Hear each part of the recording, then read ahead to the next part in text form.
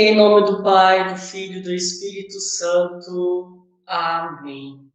Sejam bem-vindos, meus irmãos e minhas irmãs, que o Espírito Santo possa iluminar nossa mente, nosso coração, para que nesta meditação que vamos escutar, trabalhar, caia em nosso coração e que possa dar frutos e frutos de vida eterna. E assim nós rezamos a oração do dia. Ó Deus de bondade, concedei que, formados pela observância da Quaresma e nutridos por vossa palavra, saibamos mortificar-nos para vos servir com fervor, sempre unânimes na oração. Por nosso Senhor Jesus Cristo, vosso Filho, na unidade do Espírito Santo. Amém. Vamos continuar então a nossa meditação. A meditação de Santo Tomás de Aquino, assim vamos fazê-la também com a meditação diária, com a palavra de Deus. Lembrando que o ensinamento dos santos, elas também estão interligadas à palavra de Deus, né? Sem a palavra de Deus, não tem como nós meditarmos, porque é pela experiência da palavra que nós encontramos o tesouro, né, e a pérola para a nossa vida. O preço, então, da nossa redenção. Então, este é o título desta quarta-feira, né, da terceira semana da Quaresma. E assim inicia-se Santo Tomás com a citação bíblica: fostes resgatados pelo preço do sangue de Cristo, o Cordeiro imaculado e sem defeito algum. A indignidade, os insultos que alguém sofre, são medidos de acordo com a dignidade da pessoa que os sofre. Se um rei leva um golpe no rosto, ele sofre uma injúria muito maior do que o que sofreria qualquer pessoa comum. Mas a dignidade de Cristo é infinita, pois ele é uma pessoa divina. Portanto, qualquer insulto que ele sofra, até o menor insulto concebível, é infinito. Qualquer que fosse o insulto, portanto, que ele sofresse, mesmo sem a sua morte, teria sido suficiente para redimir toda a raça humana. São Bernardo nos ajuda na meditação. Diz que a menor gota do sangue de Cristo teria sido suficiente para a redenção de todos nós. E Cristo poderia ter derramado essa única gota sem ter de morrer. Portanto, mesmo se não tivesse morrido, ele poderia, por algum tipo de sofrimento, ter redimido, isto é, comprado de volta toda a humanidade. Ora, para que haja uma compra, duas coisas são necessárias, escutemos. Uma quantia que valha o mesmo que o preço requerido, e a estipulação deste valor a propósito da compra. Pois se um homem dá uma quantia que não se iguala em valor à coisa a ser comprada, nós não dizemos que ele a comprou, mas que a comprou apenas parcialmente, e outra parte lhe foi dada. Por exemplo, se o homem compra por 10 moedas um livro que equivale a 20 moedas, ele comprou parcialmente o livro, e o livro lhe foi parcialmente dado. Ou então, se ele ajunta um valor maior, mas não atribui a compra, não se diz que ele comprou o livro. Se, portanto, quando falamos da redenção e da real aquisição da raça humana, nós temos em vista a quantia equivalente ao preço. Nós devemos dizer que qualquer sofrimento assumido por Cristo, mesmo descontando sua morte, teria sido suficiente por conta da dignidade infinita de sua pessoa.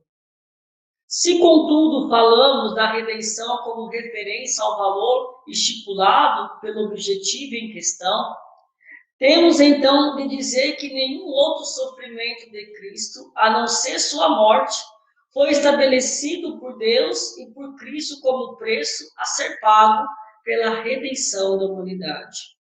Isto é assim por 3 causas.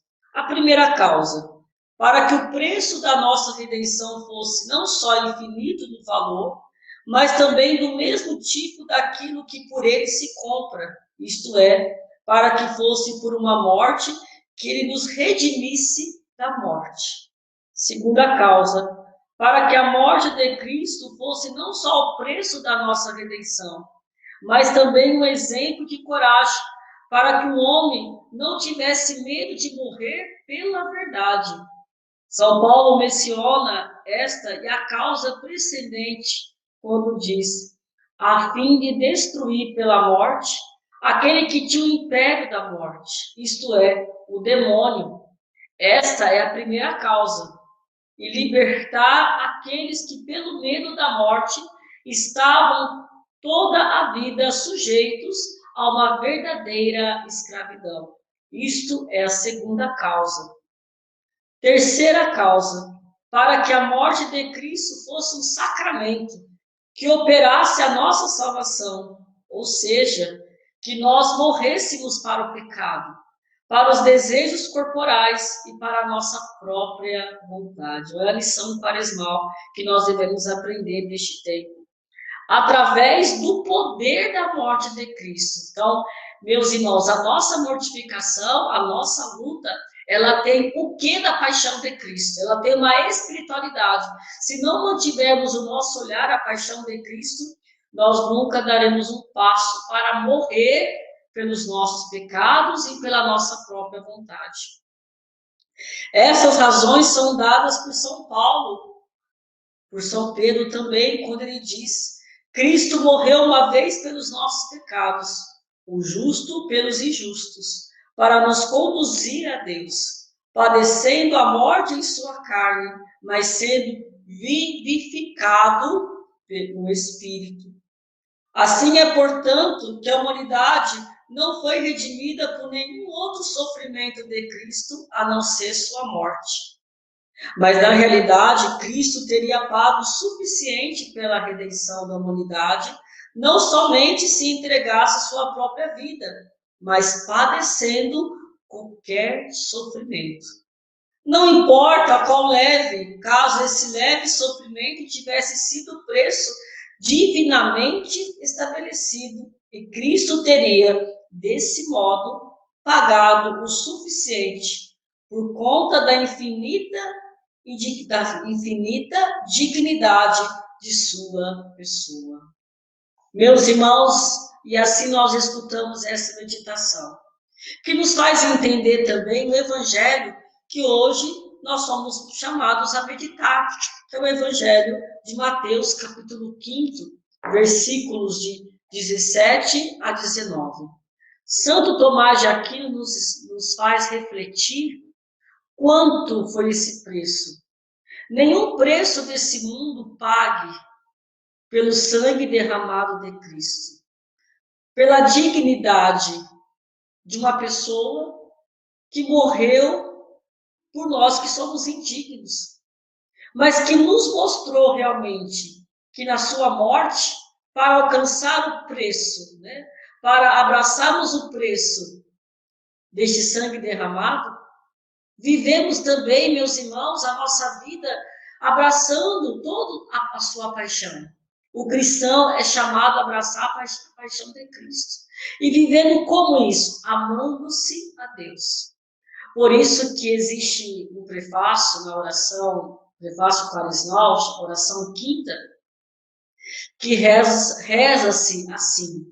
É nos pés da montanha sagrada, pelo caminho do Êxodo, que nós descobrimos e tomamos a consciência da nossa verdadeira vocação. A igreja toma consciência da sua verdadeira vocação. Que vocação é essa?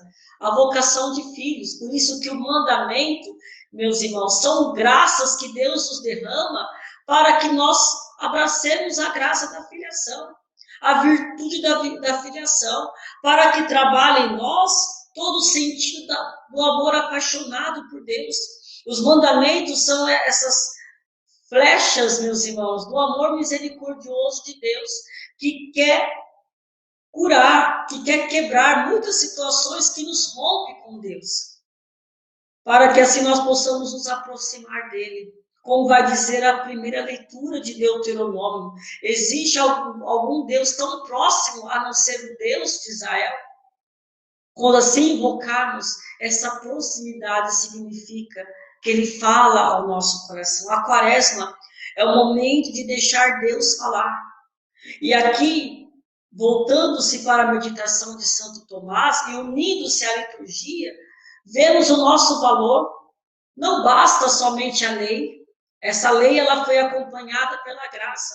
A lei deu lugar à graça. E a graça, meus irmãos, nos serviu de exemplo, e não só de exemplo, mas também de frutificação do sangue derramado de Cristo na cruz por nós, para que assim nós, nele, encontrássemos o exemplo a seguir.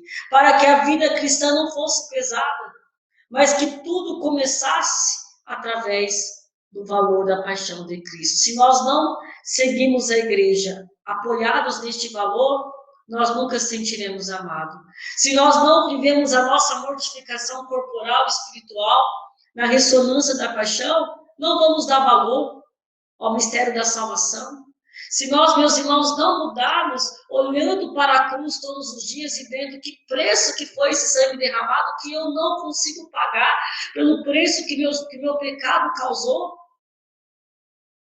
mas ele entrou no nosso lugar para pagar a dívida que nos levaria para a prisão do inferno. E assim nos tirou desta prisão para nos dar a graça da liberdade de filhos de Deus. Que nós pensamos bem. Quanto valeu para mim o sangue derramado de Cristo? Para quem não ama Deus, para quem não consegue viver a ressonância da cruz, para quem acha assim, meu corpo são as minhas regras, meu corpo é minhas regras, né? A minha vida, as minhas particularidades, sou eu que decido, Deus ali, eu aqui. Não entendeu ainda o valor desse sangue derramado. Não conseguiu dar. Não é nós que vamos dar valor ao sangue de Jesus, porque ele já tem um valor em si. Mas somos nós que perdemos o nosso valor quando não enxergamos a cruz de Cristo, a ressonância de Cristo. O seu amor por nós que continua pelos sacramentos, que continua através da sua igreja. Que abre-nos as portas para que encontremos o céu e assim abracemos o céu todos os dias, até terminarmos o nosso êxodo e estivermos na Jerusalém celeste. Meus irmãos, peçamos isso ao Senhor hoje, a graça dessa transformação. Será que eu estou abraçando o valor da cruz de Cristo em minha vida? Porque se ele morreu por mim, se o valor significa a sua dignidade, é muito mais ainda porque Deus morreu por mim. Você já pensou, meus irmãos, o seu filho é a segunda pessoa da Santíssima Trindade, o Verbo se fez carne, se despojou, morreu por mim, pela vontade do Pai, pela sua entrega também. Quem sou eu para negar este amor? Quem sou eu para dizer Deus não existe? Quem sou eu para dizer eu estou sofrendo, Deus não está comigo no sofrimento? Nenhum sofrimento, meus irmãos, mesmo que seja mais duro que for, não se comparará ao sofrimento de Cristo em nossa vida. Isto é o mandamento do amor. Se nós achamos que é muito pouco em uma missa, imagine o que Deus fez por nós.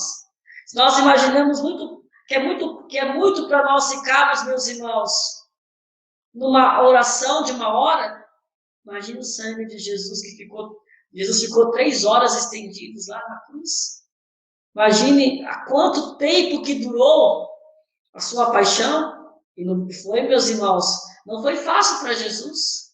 Imaginemos, meus irmãos, aqui eu quero corrigir, imaginemos se ir numa missa semanal já é muito. E Cristo, quanto que ele derramou de sangue por mim. Imaginemos, meus irmãos, quanto é pouco que nós fazemos para Deus e nós achamos que já é muito para Deus. Falta-nos enxergar o valor deste sangue derramado e abraçarmos o valor que ele nos deu. Pois nada, meus irmãos, mesmo que façamos muito, vai se comparar ao valor que nós recebemos mediante ao mistério da cruz. Pensamos nisso e façamos o nosso exame de consciência. Quanto eu valho no sangue, através do sangue de Jesus? Morreu por mim, morreu por você, morreu por você, morreu por mim. Quem poderia fazer isso por nós? Ninguém, meus irmãos, senão é aquele que nos amou e nos amou muito mais. E se pudesse, ele faria de novo. Se ele chegasse aqui e derramasse uma gota de sangue, ele faria do mesmo jeito. Para aquela pessoa, ele faria do mesmo jeito. Mas ele continua fazendo. De uma forma cruenta, ele continua fazendo em nossos altares.